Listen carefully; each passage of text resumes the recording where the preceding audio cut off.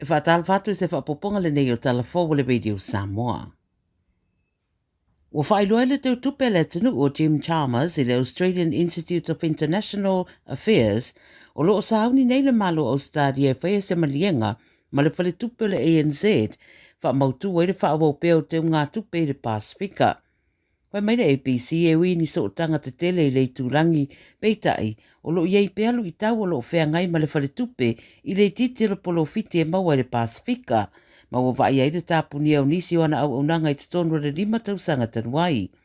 Tā ua i le alipoti wa whaiera whamtaranga rea mani malo, i a whaatu maua i pēr whale tupe Ausetalia ma New Zealand Pasifika, o se tasi manatu wa tā ua le alipoti e whapea o na leo mana na o i auru whale ane whale tupe mai saina. O le ANZ le whale tupe au pito ta atele le Pasifika, se furu iwa na la lai atunu e iwa. Peita i e peila wa foi o whale tupe isi atunu, e iei lavalu i tau e whea ngai ai, e mai se nisi o tūra whono fau tau te ngā tupe. O le whaaringa o la mai le teu tupe o tā wai, lo waiei nei i vaenga whaai o le tuu whaatsinga o lea marienga, ma le ANZ,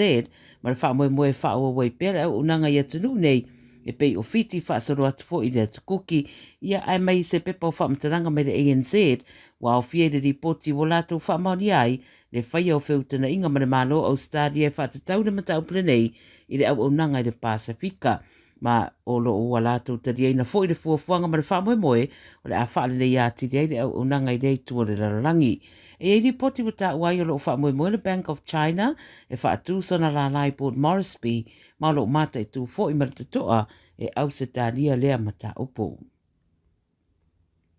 Wa foina sa si itanga i tutongi o leo leo i New South Wales i le mai o se tau mo whainga malo si mai la lato uni, ma ua ati le una wha maro si ala fina watu fo i tau si mai, mō lato fo i tutongi, wa fola ai manisi solo te te e wha o popo le basa nei. Wa sauno ai se sui mai le New South Wales Nurses and Midwives Association, le NMWA, o lato whaido o le wofo le malo i leo leo le si itanga i o lato tutongi, ai te ena le taro sanga tau si mai, mo le nao le sa 45% e si iti ai o lato tutongi. O le pulo le Union of Sosoani tau si mai Shay Candish, wa ia whailoa, wa matua le fia lava sui o le whaala paputonga, e mei se ele i malu e lue lava le malo i le nao le 3% o le si itanga, sa o lato wofu ane le temi wa sola. E mei se le talia ina e sui o le whaala paputonga, o so se tu ai ngā whatinonga o tutongi pe a whai e si tia. Whai mai le Premier New South Wales Chris Minns, e le mawhai ona ia to e tālo sanga i le autotongi la fonga, e wha o popo nisi la fonga wha o popo. Whai mai ia le uni, o tausi mai, o le a sāpa wadi ese mga ruenga i le aso a tai au, mō se solo te te e lua se furu whai tu la. Walapata ia tangata Australia le vasa nei, ia nofo si la fia, o le aiei whai te tili e wa aia yaso umole nei wa yaso, ma winga lulo wao le tau i vaenga ese. O le wa ai tau o lato whairoi le 9 News, e talitonu e mafua mai whai te tili no se vaenga o le ea bevela mai le sami, o lo o aluana i le sio manga. O vaenga o Western Australia, New South Wales e whapea Queensland, o lo o whautu ina ea a fia storms i le so, e mai se i Sydney, Brisbane, ma Canberra. La whaasoro atu ia winga lulu wao le tau le tui sa sae o le tunuu i le anga i atu i le wha ai ungo le vaiaso. O lo tu mau pia fo i rapta ingo le malosi o le bevela i le teminei se iau i le stofi mo wha i tu e peo le Peninsula, Gulf Country, Northern Goldfields, Tropical Coast ma le Tablelands. A whaasoro atu i le tui mātua le tunuu i le asoa tai au. A o saunia peo na masani ai le Surface Paradise, e tali malo le whaatasinga masani ata mai tia onga whaai uaso mo le tausanga nei, e le o nofo ai foi malo le malo po leo i le tāpenanga mo le a whamoe moe. Pe amare luaspuru wafeta mai tia onga masani na awai i le Schoolies Celebration i tausanga taitasi, wa masani ai au stadia le whaai ungo le tausanga wharea o onga. Whai mai leo pe amare se lau malo le malo le a whaafai ngā ngaina, mo le mātai tuina o le wha moe, e mai se le wha mautinoro o saonga le muwe o le a awai.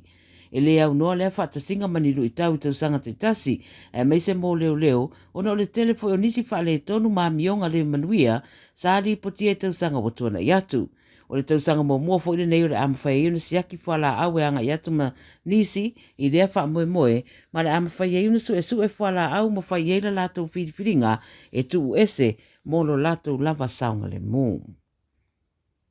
Ma le tala muli, na aluana lava le li longa Ausetalia le soka Tim Cahill, ma wha maoninga o lana community a teia, ina watura i moruru i teimi le mai o le 5 tausanga i se taalonga, i se malai sa whai eisa sauninga wha apitoa i sini.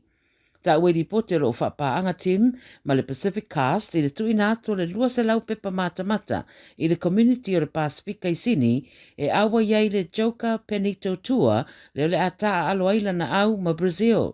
O lana au wala ulia e au whieta ngata ta alo e toru sfulu, ma i ta amirisanga sa whaia le Pacific Fives, sa whaia le amatanga o le tausanga.